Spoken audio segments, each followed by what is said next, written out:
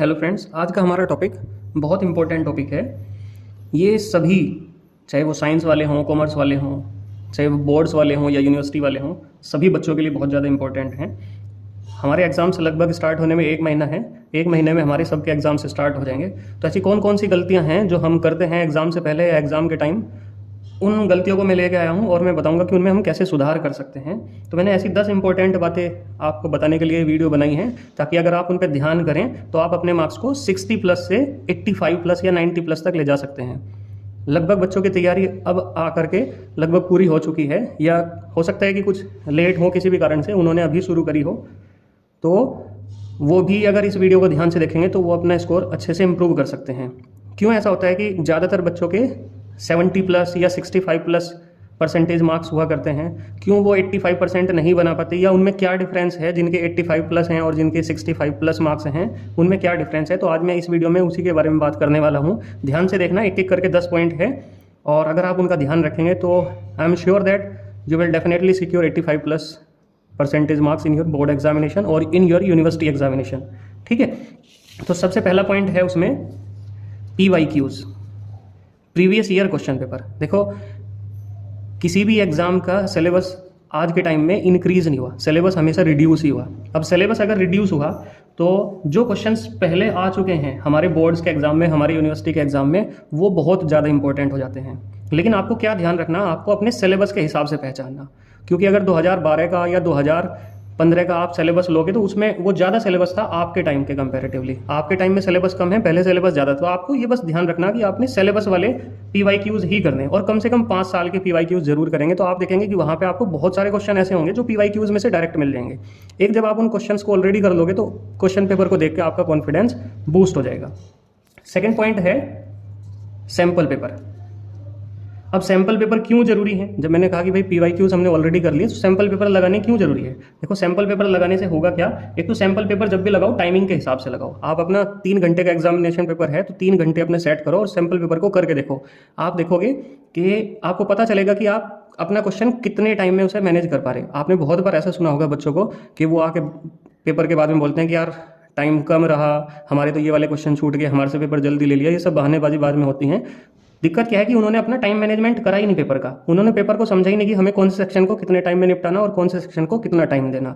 तो sample paper करने से हमें एक तो ये पता लग जाएगा कि पेपर किस तरह से सेट होगा। जैसे इस बार एजर्सन रीजन भी हैं, और दूसरा आपके ऑब्जेक्टिव भी हैं। कुछ क्वेश्चन सब्जेक्टिव हैं जिनमें आपको लिखना पड़ेगा। तो जब आप सैम्पल पेपर लगा लेंगे, आपको ध्यान रखना कि हर एक सब्जेक्ट के 2-2, 3-3 सैम्पल पेपर जरूर सोल्व करने हैं टाइम सेट करके।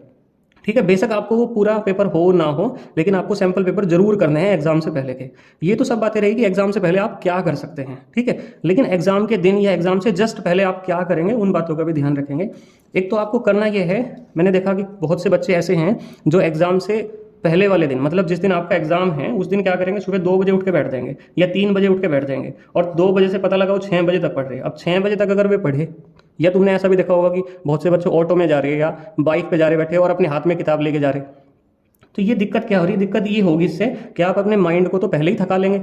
आपने क्या करा, अपने माइंड को पहले ही ओवरलोड कर लिया, बहुत सारा डेटा उसमें सडनली कैप्चर कर लिया, और जब आप बोर्ड का एग्जाम दे रहे होंगे तो आपका माइंड ब्लॉक होने के बहुत ज़्यादा चांसेस हैं। तो कोशिश करें कि जस्ट बिफोर द एग्जाम आपके पास एक प्रॉपर रेस्ट हो, आपका लाइट मूड हो, आप स्ट्रेस में ना हो, क्योंकि अगर आप स्ट्रेस में होंगे तो आपका दिमाग अच्छे से काम नहीं करेगा। ठीक है, इस बात का ध्यान रखेंगे हम।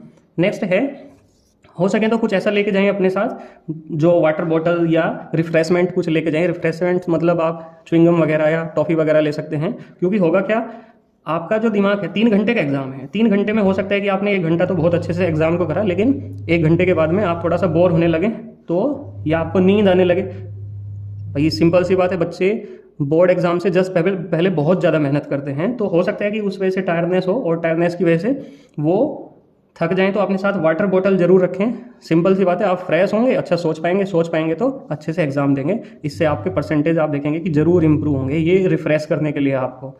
ठीक है, नेक्स्ट है, जब भी आपके सामने एग्जाम पेपर है तो एग्जाम पेपर को आप थ्रूली एग्जामिन कर लेंगे। आप देखेंगे कि आपको आंसर शीट बाद में मिलेगी, एग्जाम पेपर पहले मिल जाएगा। एग्जाम पेपर पहले मिला तो आपको क्या चेक करना है, आपको चेक करना है उसे अच्छे से कि भाई इसमें से कितने क्वेश्चन ऐसे हैं जो आपको अच्छे से आते हैं, बहुत अच्छे से, और आपको उन्हीं क्वेश्चंस को शुरुआत में करना।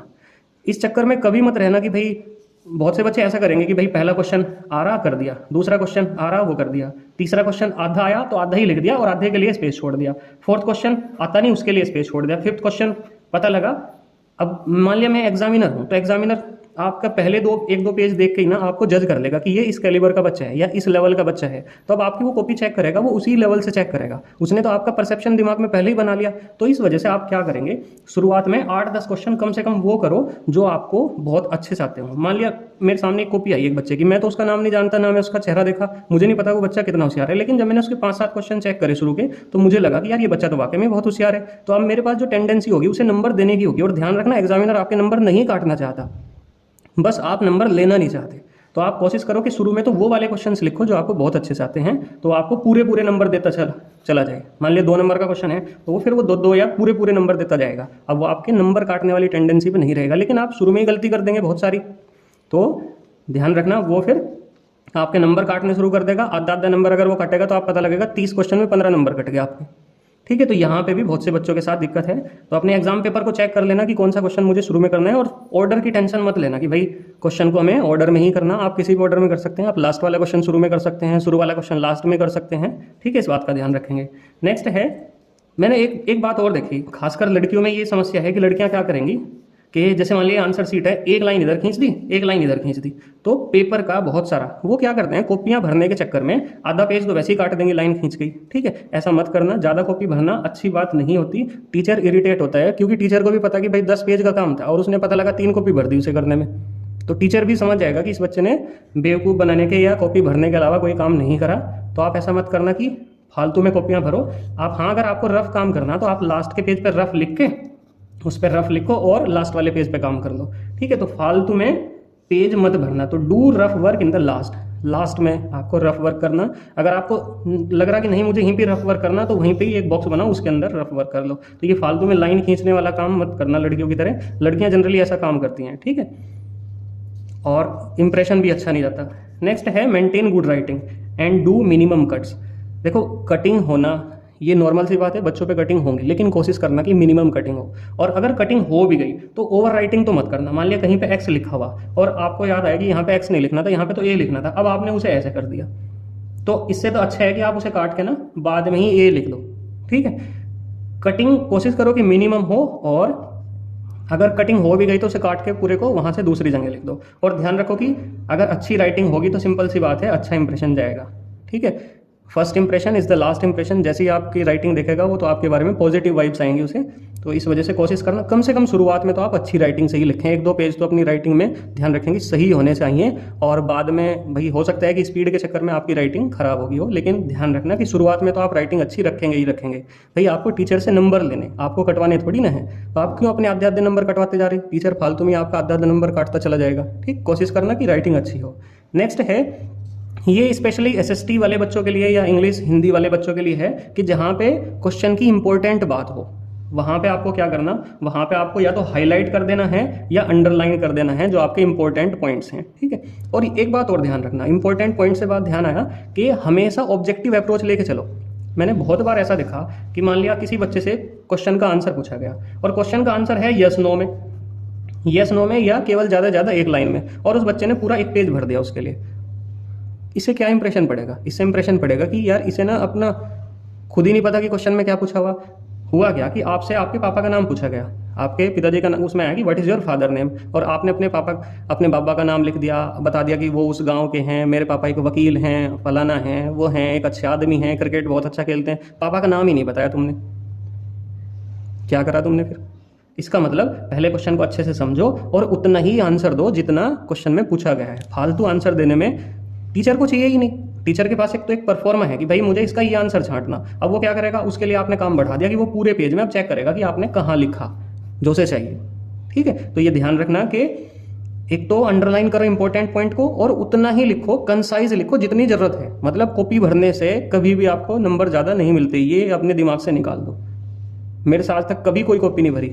ठीक है, मैं भी 90% प्लस वाला स्टूडेंट हूँ, मेरे से कभी कॉपी नहीं भरी, तो ये बात ध्यान रखना। नेक्स्ट है हमारा, क्योंकि इसमें नेगेटिव मार्किंग तो है नहीं हमारे एग्जाम में, तो कभी भी क्वेश्चन छोड़ें तो बिल्कुल भी ना। क्योंकि अगर आपने क्वेश्चन छोड़ दिया तो समझो इसका मतलब ये हुआ कि टीचर के पास नंबर देने का तो टेंडेंसी रही नहीं, वो आपको नंबर कहाँ देगा? जब आपने ब्लैंक छोड़ दी बिल्कुल कॉपी, उसमें कुछ लिखा ही नहीं, तो आपको नंबर कैसे दे देगा? वो अपने आप तो नहीं लिखने का। अगर आपको क्वेश्चन नहीं आता कोई, तो उससे रिलेवेंट, उससे जुड़ा हुआ कुछ आप उसमें जरूर लिखोगे तो उसके पास वो उसे करेक्ट करके या उसमें करेक्शन करके आपको नंबर दे सकता है, लेकिन ब्लैंक पे तो नहीं वो नंबर देने का आपको। तो कोशिश करें कि कोई क्वेश्चन छूटे ना, ठीक है? कुछ ना करने से तो कुछ करना ही ठीक है ना। तो और ऐसा करने के लिए आप लास्ट में ट्राई करना, बिल्कुल लास्ट में, जब आपको पता हो कि भाई अब मेरे से और ज़्यादा कुछ नहीं आता, तो मैं ये जो मेरे 2 क्वेश्चन बचे हैं अब मैंने लास्ट में करूँगा, ठीक है? तो इस बात का ध्यान रखना। नेक्स्ट, जब आपका एग्जाम पूरा हो जाए और आपके पास 10-5 मिनट का कुछ समय जरूर बच जाए, तो अब आपको क्या करना, रीचेक करना अपनी आंसर शीट को। मतलब आपको ये चेक करना कि क्या मैंने सारे क्वेश्चंस कर लिए हैं। अगर कर लिए हैं और अब भी समय बच गया, तो और वाले जो क्वेश्चंस हैं आप और वाले क्वेश्चंस ट्राई कर सकते हैं, ठीक है? और वाले क्वेश्चंस आप अपने आंसर शीट में कर सकते हैं, लेकिन जब आपका क्वेश्चन पेपर हो जाए, ठीक? अगर इन बातों का आप ध्यान रखते हैं तो डेफिनेटली मैं इस बात की गारंटी देता हूं कि 60% या 70% वाले जो बच्चे हैं, अगर वो इन बातों का ध्यान रखेंगे, जो मैंने 1 से लेकर 10 पॉइंट तक बताए, आप इन्हें दोबारा से फिर देखना। शुरू के 2 पॉइंट तो बहुत ज़्यादा इंपॉर्टेंट हैं। अगर आप इन बातों का ध्यान रखेंगे तो डेफिनेटली आप 85+ % तो आप जरूर सिक्योर करेंगे। And I hope best of luck to you. इसी तरह की वीडियो के लिए अगर आपको कंटेंट में थोड़ा सा भी मजा आया हो या कुछ अच्छा लगा हो, तो I hope you will definitely subscribe my channel and support me. Thank you for watching.